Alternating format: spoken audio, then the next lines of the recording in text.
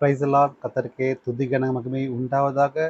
இன்றைய பரிசுத்த உணவில் கூட உங்களை முகமுகமாய் சந்திப்பதில் மிக்க மகிழ்ச்சி அடைகிறேன். ஏனென்றால் கடந்த ஒரு மாதமாக வாய்ஸ் ஓவர் மூலமாக எனது குரலை கேட்டீர்கள். இப்பொழுது உங்களை நான் நேரடியாக சந்திக்கும்படியாக கர்த்தர் கொடுத்த இந்த நல்ல வாய்ப்புக்கு நன்றி செலுத்துகிறேன். இன்றைய இந்த மாதத்தினுடைய ஒரு அருமையான வாக்குத்தத்தம் இன்றைய நாளுக்கு மட்டுமல்ல, இந்த மாதம் முழுவதற்கான கர்த்தர் கொடுத்த அற்புதமான ஒரு வாக்குத்தத்தம் என்னவென்றால், என் ஆலோசனைகள் நிலைநிற்கும், எனக்கு சித்தமானவைகளை நான் செய்வேன். அதாவது அவருடைய ஆலோசனைகள் நிலைநிற்கும், அவருக்கு சித்தமானவைகளை செய்வேன் என்று தேவன் வாக்குத்தத்தமாய் நமக்கு கூறியிருக்கிறார். இன்றைய தலைப்பு கூட தேவ திட்டம் என்ற தலைப்பு தான் ஆண்டவர் கொடுத்த தலைப்பு. ஸோ தேவனுடைய திட்டம் என்பது அவருக்கு சித்தமானவைகளை செய்வதற்கு தான். அதைத்தான் இந்த மாதத்திற்கு நமக்கு கொடுத்த வாக்குத்தத்தமான வசனம். நாம் நினைக்கலாம், நம்முடைய எண்ணங்கள், சிந்தனைகள், வேண்டுதல்கள் எல்லாம் அது தேவனுடைய சித்தமானதாக இருக்கும் என்று நாம் முடிவெடுத்து அதன்படி நாம் ஜெபிக்கலாம், அல்லது அதன்படி நடந்து கொண்டிருக்கலாம். ஆனால் கர்த்தர் சொல்கிறார், உங்கள் நினைவுகள் என் நினைவுகள் அல்ல, உங்கள் வழிகள் என் வழிகள் அல்ல என்று நம்முடைய கர்த்தராகிய இயேசு கிறிஸ்து சொல்கிறார். அது என்ன அர்த்தம்? அதாவது நாம் நினைக்கின்ற நினைவுகள் எல்லாம் அதாவது நினைவுகள் இல்லையா, நாம் நடக்கின்ற பாதைகள்லாம் அவருடைய பாதைகள் இல்லையா. நாம் என்ன நினைக்கலாம், நாம் பார்ப்பதெல்லாம் கேட்கலாம், நினைக்கலாம், ஆசைப்படலாம், அதை விரும்பலாம். ஆனால் அது கர்த்தருக்கு சித்தமாக இருக்கிறதா, அது நம்முடைய வாழ்க்கைக்கு உகந்ததாக இருக்கிறதா என்று ஆண்டவர் சிந்திப்பார். நாம் சில சமயங்களில் அதை மறந்து விடுவோம், சிந்திக்க மாட்டோம். நாம் இன்றைக்கு ஒரு காரியம் நினைத்தால் அது நடக்க வேண்டும் என்று நாம் நினைத்து கொண்டிருப்போம். அது சித்தமாக தான் நடக்கும். சித்தமில்லை என்றால் கர்த்தருக்கு சித்தம் எப்போதோ அப்போது அது நடக்கும் என்று நாம் தீர்மானித்து கொள்ள வேண்டும். இன்றைய இந்த வேகமான காலத்திலே எதை கேட்டாலும் அது உடனே கைக்குள் வந்துவிட வேண்டும் என்று நினைத்து கொண்டிருக்கிறோம். அதன்படி தான் இந்த வாழ்க்கையும் உள்ளது இல்லையா? ஃபாஸ்ட் ஃபுட்டு டக்குன்னு ஆர்டர் போட்டால் உடனே வீட்டு வரைக்கும் வந்து விடுது. நம்ம தேடி போய் சாப்பிட்ற விஷயம் இல்லை. அது மட்டும் இல்லை, காய்கறிகள் வீட்டை நோக்கி வந்து விடுது, வாங்கி விடுகிறோம், சாப்பாடு வருது.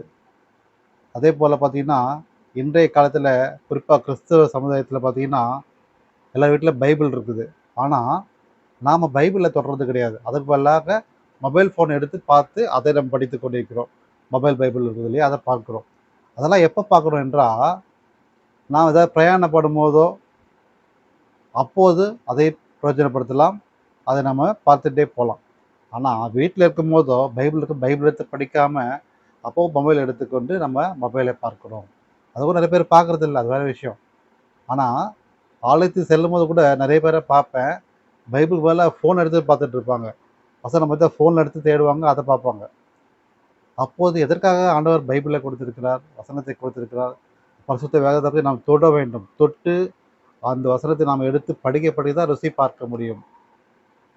அதை நாம் கடந்து அதன் வழி நடக்கும்போது தான் ஆண்டவருடைய திட்டம் என்னவென்று நாம் புரிந்து கொள்ள முடியும்.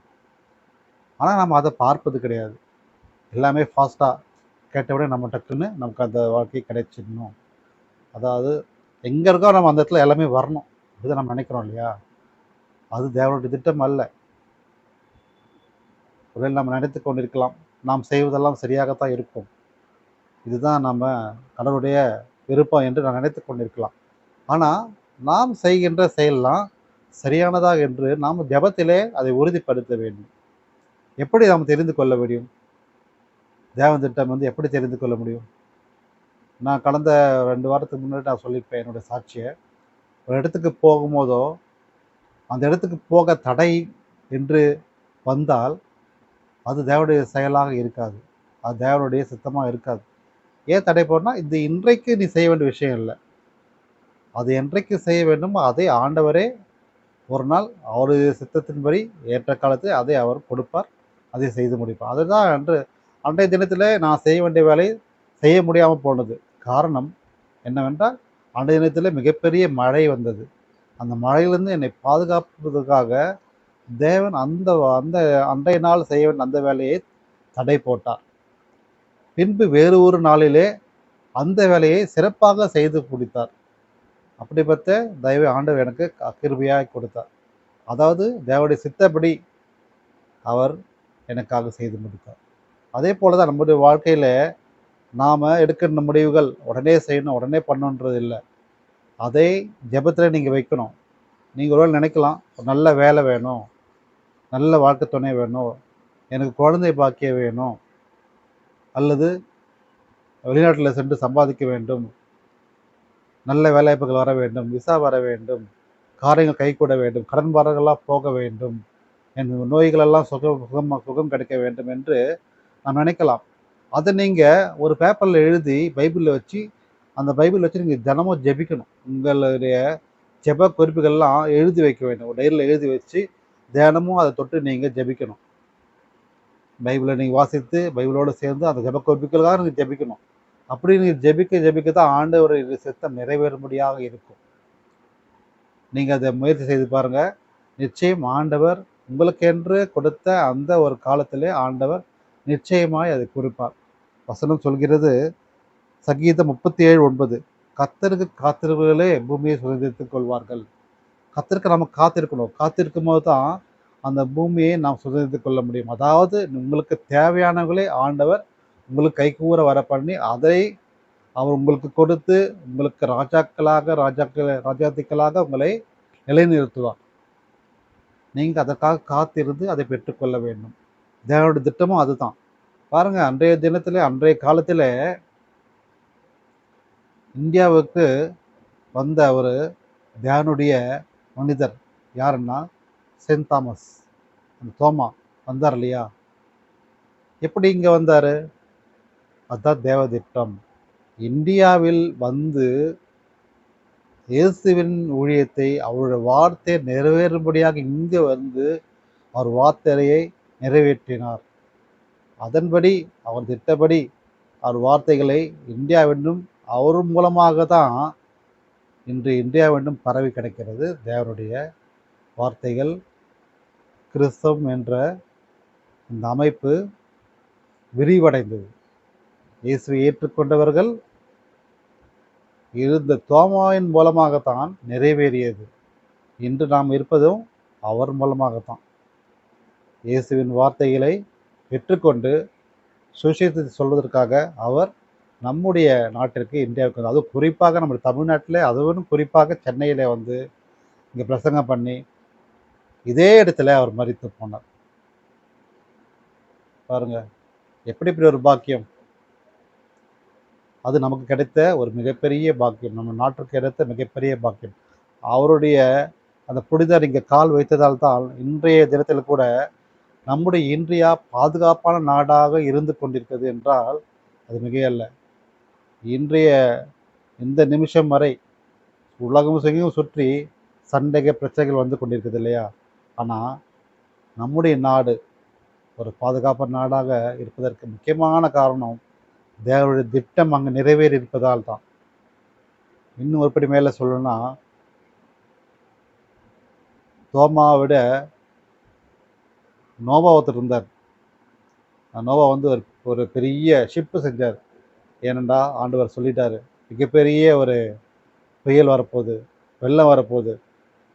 அதனால் எல்லாரையும் பாதுகாப்பதற்காக அவர் கொடுத்த வாக்குத்தத்தத்தை நிறைவேற்றும்படியாக பெரிய ஷிப்பு, அதில் எல்லாவற்றையும் உலகத்தில் ஆண்டவர் படைத்த அனைத்து ஜீவராசிகளையும் மனிதர் உட்பட அனைத்தையும் பாதுகாத்தார்.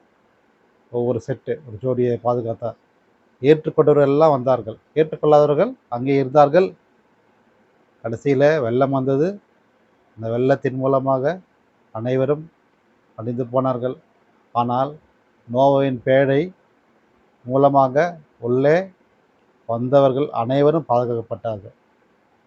அதனுடைய நோவா பேழை கூட இன்று கூட இந்த மலைப்பகுதியில் அதோட படிமங்கள் உள்ளது.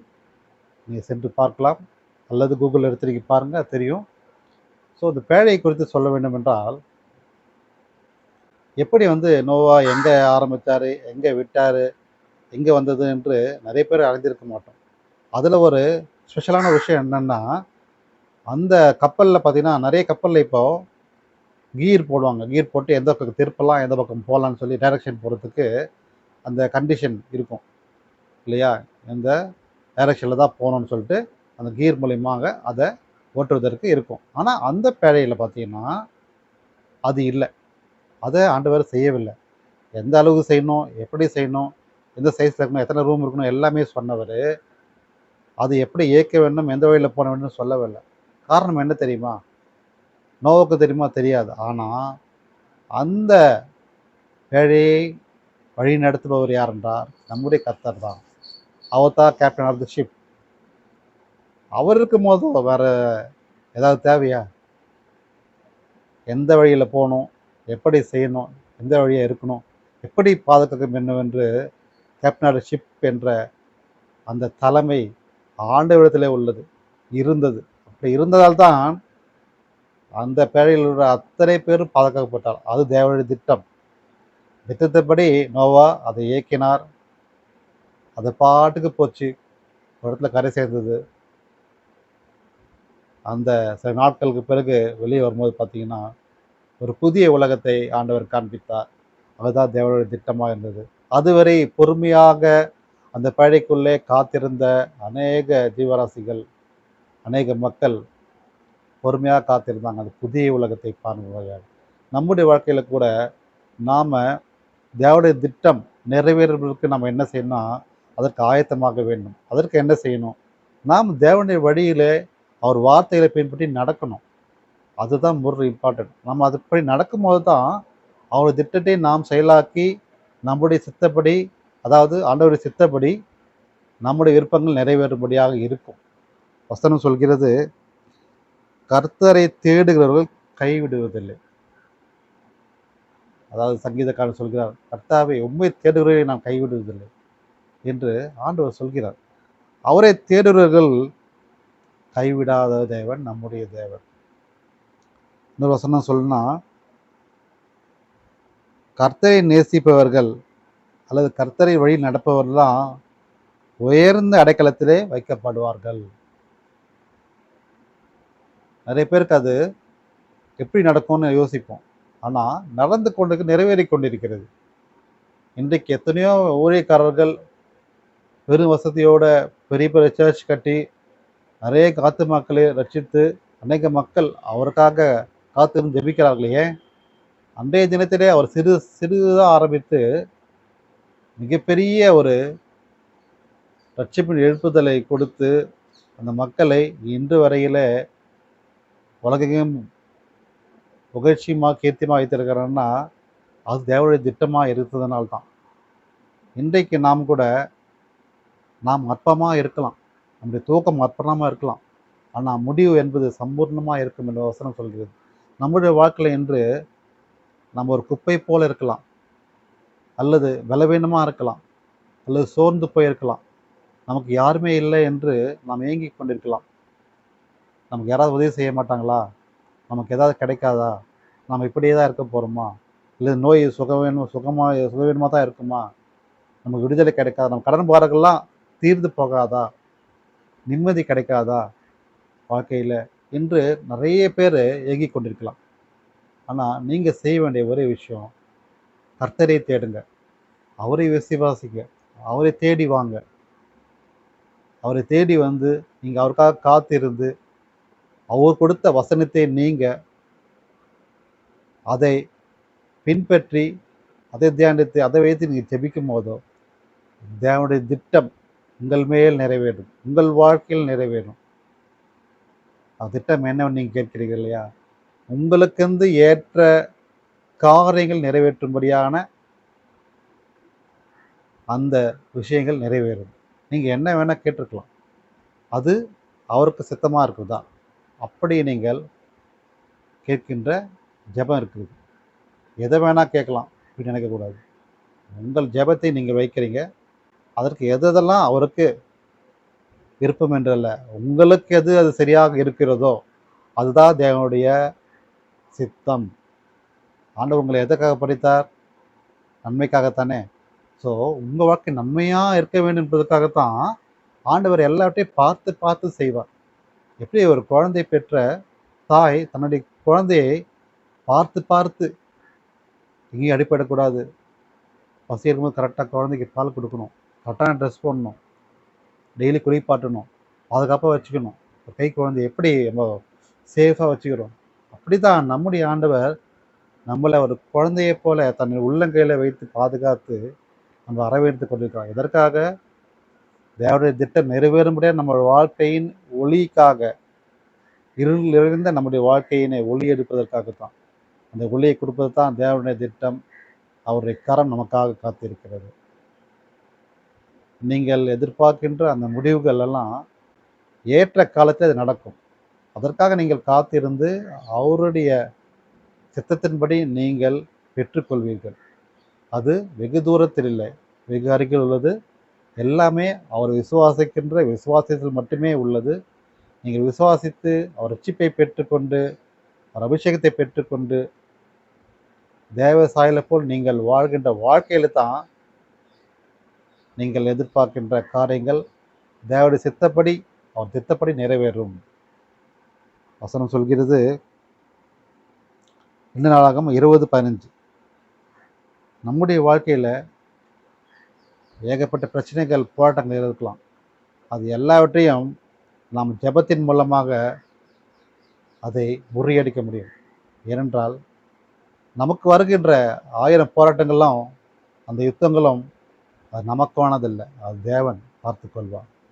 வசனம் சொல்கிறது தான், இந்த யுத்தம் உங்களுடையது அல்ல, தேவனுடையது. ஏன் சொல்கிறா தெரியுமா? அது எல்லாருக்கும் கிடையாது. நம்முடைய கர்த்தரை நேசிப்பவர்கள், அவர் வழியில் நடப்பவர்கள் தான் அந்த வசனம் போய் சேரும். பாவத்தை விழுந்திருக்கிறவர்களாம் வசனம் சேராது, அப்படிப்பட்ட வசனம் சேராது. பாவத்தில் விழுந்தால் நரகம்தான். ஆனால் பாவத்திலிருந்து வெளியே வந்து நம்ம இயேசு கிறிஸ்துவை ஏற்றுக்கொண்டு அவர் வழியில் நடக்கிறவனுக்கு தான் எப்படிப்பட்ட யுத்தங்கள் வந்தாலும், அதாவது சாத்தானுடைய கிரியைகள் வந்தாலும், அது தேவனாலே யுத்தம் செய்யப்பட்டு அந்த சாத்தான் நம்முடைய வாழ்க்கையில் வரவிடாமல் அழித்து போடுவார். நம்முடைய வாழ்க்கையில் வர வேண்டிய விஷயங்கள் ஆண்டவருடைய வசனமும் அவர் பரிசுத்த ஆவியும் நமக்கு நிச்சயமாய் கொடுப்பார்.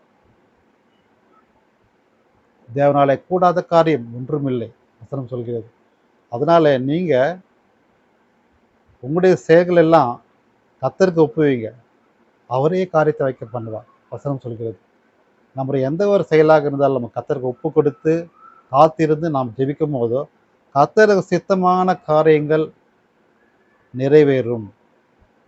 இந்த நாட்டிற்கும், இந்த வீட்டிற்கும், நாட்டு மக்களுக்கும் கர்த்தருக்கு சித்தமான எந்த ஒரு விஷயம் வந்தாலும் அது அவரை சித்தப்படி நிறைவேறும். நீங்கள் காத்திருந்து அதை பெற்றுக்கொள்வீர்கள். அது பெற்றுக்கொண்ட பிறகு உங்களுக்கு கிடைக்கின்ற சந்தோஷம் அளவில்லதாக இருக்கும். தேவனுடைய திட்டமே அதுதான். உனக்கு என்ன தேவையோ அதை அவர் சரியான நேரத்தில் அது கொடுப்பார். ஒருவேளை தாமதமாக இருந்தால் அதுக்கென்று ஏற்ற காலத்திலே அது நிறைவேறும்படியாக அவர் மகிமையாக நிறைவேற்றுவார். அதுவும் 2 மடங்கு ஆசீர்வாதத்தோடு நிறைவேற்றுவார். இப்போது ஒருவேளை கொஞ்சமாக கிடைச்சிருக்கலாம், ஆனால் நாளைக்கு இரட்டிப்பான நன்மையாக மாற்றுவார். அப்படி ஒரு காரியங்களை ஆண்டவர் உங்களுக்கு கொடுப்பார். நீங்கள் அதனால் எதை குறித்தும் கவலைப்பட வேண்டாம். உங்கள் விண்ணப்பங்களையும் உங்களுடைய கவலைகளையும் எல்லாவற்றையும் நீங்கள் ஜெபத்திலே ஆண்டவரிடத்தில் வைத்துவிட்டு அவருக்காக காத்திருந்து ஒவ்வொரு நாளும் நீங்கள் வேதம் வாசித்து ஜெபம் செய்தாலே போதும், அவரை நேசித்தாலே போதும், அவரை தெரியினாலே போதும். உங்களுக்கென்று ஆண்டவர் ஆயத்து பண்ணி வைத்திருக்கின்ற அந்த தேவனுடைய ஆசீர்வாதம், தேவனுடைய கிருபை, தேவனுடைய மகிமை, அவர் உங்களுக்கு கொடுக்க போகிற ஐஸ்வர்யங்கள் என்கின்ற அனைத்து வித திட்டங்களும், குறிப்பாக சொல்ல வேண்டும் என்றால் பாவத்திலிருந்து விடுதலை பெற்று புதிய மனிதராக நம்மளை மாற்றி பரிசுத்த ஆவியின் வரத்தை நமக்கு கொடுத்து நம்முடைய கிறிஸ்துவ வாழ்க்கையின் அடையாளமாக மாற்றுவதற்கான முதலாவது திட்டத்தை அவர் நமக்காக கொடுப்பார். அதற்காக நீங்கள் ஆயத்தமாக வேண்டும். இதெல்லாம் ஏன் சொல்கிறேன்னா, நமக்கு அவர் கொடுத்த இந்த மகத்துவமான பணிகளை நாம் மற்றவர்களுக்கு எடுத்து சொல்ல வேண்டும். நாம் ரட்சிப்பை பெற்றுக்கொண்டால் மட்டும் பத்தாது, நாம் பெற்றுக்கொண்ட தேவனுடைய வார்த்தைகளை இயேசுவை அறியாத மக்களுக்கு எடுத்து சொல்வதில் தான் அவர் உண்மையான திட்டமே உள்ளது. ஏனென்றால் இந்த உலகத்தில் படைத்த அனைவருமே ரட்சிக்கப்பட வேண்டும் என்பதற்காகத்தான் இயேசு கிறிஸ்து குமாரனாக பிறந்தார். பின்பு இன்று மரித்தாலும் உயிரோடு இருந்து அவர் வசனத்தின் மூலமாக, பரிசுத்தாவியின் மூலமாக நம்மளை ஆட்கொண்டு இன்னும் வீழ்ந்திருக்கின்ற பாவத்தில் இருந்திருக்கின்றவர்களுக்காக அவருடைய வேண்டுதல்களும் தேவனுடைய மகிமையாய் நம்முக்குள் இறங்கி நம்மை பரிசுத்தப்படுத்தி நம் மூலமாக அநேகருக்கு ரட்சிப்பை பெற்றுக்கொள்ள வேண்டும் என்பதே தேவனுடைய திட்டமாக உள்ளது. இதை நாம் முதலாக செய்யும் போது தான் நம்ம கிறிஸ்துவக்கு அடையாளமாக இருக்கிறது. நாம் இயேசு அறியாத மக்களுக்கு நன்மைகள் காணும்படியாக, அவங்க ரட்சிப்பை பெற்றுக்கொள்ளும்படியாக, அவங்க விடுதலை பெற்றுக்கொள்ளுமான வாழ்க்கையை வாழ வேண்டும். அதுதான் நம்முடைய கிறிஸ்துவக்கின் அடையாளம். அப்போது நீங்கள் கேட்டுக்கொள்வதோ அதை ஆண்டவர் உங்களுக்கு நிச்சயமாய் கொடுப்பார். கர்த்தருடைய கிருபை உங்கள் வாழ்க்கையில் நிறைவேண்டும். அவருடைய சித்தம் எதுவோ அது உங்கள் வாழ்க்கையில் நடக்கும். அதான் வசனம் சொல்கிறது, ஏசாயா 46:10, என் ஆலோசனைகள் நிலைநிற்கும், எனக்கு சித்தமானவர்களை செய்வேன். யாருக்கு செய்வேன்? உங்களுக்கும் எனக்கும். அவருடைய ஆலோசனைகளை நாம் கீழ்ப்படி நடப்போமானால் அவருடைய சித்தம் எதுவோ அது உங்களுக்கு கொடுக்கப்படும். அதற்கு யார் தடையும் கிடையாது. நிச்சயம் அது நிறைவேறும். நீங்கள் ஜெபத்திலே உறுதியாக தெரித்திருங்கள். நிச்சயம் வாழ்க்கை ஆசீர்வதிக்கப்படும். கர்த்தர் உங்களோடு இருந்து இந்த நாளை பிரகாசிக்கும் தேவனாக இருந்து உங்கள் வாழ்க்கையிலே ஒளியாக இருப்பாராக. நாம் ஜெபம் செய்வோமா? ஸ்தோத்திரம் கர்த்தாவே, இதோ இந்த புதிய நாளுக்கு நன்றியை துதிக்கிறோம் கர்த்தாவே. நாளில் கூட நீர் கொடுத்த இந்த அற்புதமான நல்வார்த்தைக்காக நன்றியை துதிக்கிறோம் கர்த்தாவே. அம்சாமி, உங்கள் நல்ல ஆலோசனைப்படி உங்கள் சித்தம் நிறைவேறும்படியாக எங்கள் வாழ்க்கையிலே நாங்கள் எடுத்துக்கொள்ளும்படியாக அதன்படி நாங்கள் நடக்கும்படியாக நீர் எங்கள் துணையாக இருக்கும் கர்த்தாவே. ஆம்சாமி, கர்த்தரது சித்தமாக கையினால் வாக்கியம் என்று வாக்குத்தத்தின்படி கர்த்தாவே. ஆம்சாமி, சித்தப்படி நாங்கள் நடக்கின்றவர்களா நீங்கள் மாற்றும் கர்த்தாவே. அப்போது உங்களுடைய திட்டம் நிறைவேறும்படியாக எங்கள் வாழ்க்கையிலே ஒரு ஒளியை கொடுப்பீர் என்று விசுவாசிக்கிறேன் கர்த்தாவே. ஆம்சாமி, இன்றைய தினத்திலே சாமி அநேக மக்கள் பாவத்தில் இருக்கிறதா அவர்களுக்கு நீங்கள் விடுதலை கொடுக்கும்படியாக எங்கள் வாழ்க்கையிலே நீங்கள் எங்களுக்கு வழிகாட்டும்படியாக இருந்து கர்த்தாவே. எங்கள் மூலமாக எங்களுடைய உம்முடைய வார்த்தைகள் மூலமாக கர்த்தாவே அநேகருக்கு ரட்சிப்பின் எழுப்புதலை கொடுக்கும்படியான உரித்தை நாங்கள் செய்யும்படியாக எங்களை நீ பயன்படுத்துவீராக சாமி. சாமி, இன்னும் அநேகருக்கு உண்மை அறியாத மக்கள் அவர்களுக்கெல்லாம் கர்த்தாவே உம்முடைய வார்த்தைகளை கொண்டு சென்று சேர்க்கின்ற ஒரு பணியை செய்யும்படியாக எங்கள் ஒவ்வொரு கிறிஸ்தவன் அடையாளமாக நாங்கள் வாழும்படியாக ஒவ்வொரு கிறிஸ்தவரும் நீ பயன்படுத்துவதை ஜெபிக்கிறோம் கர்த்தாவே. அப்படி ஒரு ரட்சிப்பின் எழுப்புதலை இதோ இந்த ஊரிலே கர்த்தாவே, இந்த எங்கள் தமிழ்நாட்டிலே, இந்தியாவிலே நீர் கொடுப்பீர் விசுவாசிக்கிறார். அதற்காகத்தான் சாமி தாமஸ் என்கிறவர் வந்தார் கர்த்தாவே. சாமி, இந்த தோமாவின் வாழ்க்கையிலே நாங்கள் எடுத்துக்காட்டான வாழ்க்கையாக வாழ்ந்து கர்த்தாவே, அதன்படி நாங்கள் நடப்பவர்களாக இருக்கும்படியாக ஜெபிக்கிறோம் கர்த்தாவே. சாமி, இங்கே அவர் வந்தது ஏதோ கடமைக்காக இல்லை, உம்முடைய வார்த்தை நிறைவேறும்படியாக கர்த்தாவே. அதை காலப்போக்கிலே சாமி நாங்கள் அவர் வழியிலே நாங்கள் உங்கள் வார்த்தை நிறைவேறும்படியாக கர்த்தாவே அநேகருக்கு ரட்சிப்பின் ஏற்பதை கொடுப்பவர்களாக நாங்கள் மாறும்படியாக ஜெபிக்கிறோம் கர்த்தாவே. சாமி, உம்முடைய திட்டம் எங்கள் வாழ்க்கையில் நிறைவேறும்படியான ஒரு வாழ்க்கையை வாழும்படியாக அதற்கு உண்மை தேடுகிறவர்களாய் உண்மைக்கு ஜெபிக்கிறவர்களாய் நீங்கள் மாற்றுவீராக சாமி. இந்த செய்தியை கேட்டுக்கின்ற ஒவ்வொரு மக்களுக்காக, குடும்பத்திற்காக, பிள்ளைகளுக்காக ஜெபிக்கிற கர்த்தாவே, அவர்கள் வாழ்க்கையிலும் சாமி உம்முடைய திட்டம் நிறைவேறும்படியாக அவர் உண்மையில் ஐக்கியமாகி அதை பெற்றுக்கொள்ளும்படியாக ஜெபிக்கிறோம் கர்த்தாவே. தேவனால் கூடாத காரியம் எதுவும் இல்லை கர்த்தாவே. நிச்சயமாய் உம்மால் எல்லாம் கூட விசுவாசத்தோடு நம்பிக்கையோடு ஜெபத்தை முடிக்கிறேன் கர்த்தாவே. ஆசீர்வதிங்க, வழிநடத்துங்க, பாதுகாத்துக்கொள்ளும். மீட்பர் இயேசு கிறிஸ்து மூலமே எனக்கு ஜீவனுள்ள பிதாவே, ஆமென். என் ஆத்துமாவே கர்த்தரை ஸ்தோத்திரி, உங்களுடைய பரிசுத்த நாமத்தை ஸ்தோத்திரி. என் ஆத்துமாவே கர்த்தரை ஸ்தோத்திரி, கர்த்தர் செய்த சகல உபகாரங்களையும் மறவாதே. ஆமென். Praise the Lord. கர்த்தருக்கே துதிக்கிற மகிமை உண்டாவதாக. இன்றைய நாள் மட்டுமில்லை, இந்த மாதம் முழுவதும் கர்த்தருடைய சித்தம் நிறைவேறும்படியான அற்புதங்களும் அதிசயங்களும் அடையாளங்களும் உங்கள் வாழ்க்கையில் நடக்கும். அதை நீங்கள் பார்ப்பீர்கள், அதை நீங்கள் பெற்றுக்கொள்வீர்களாக. கர்த்தருக்கே மகிமை உண்டாவதாக. ஆமென்.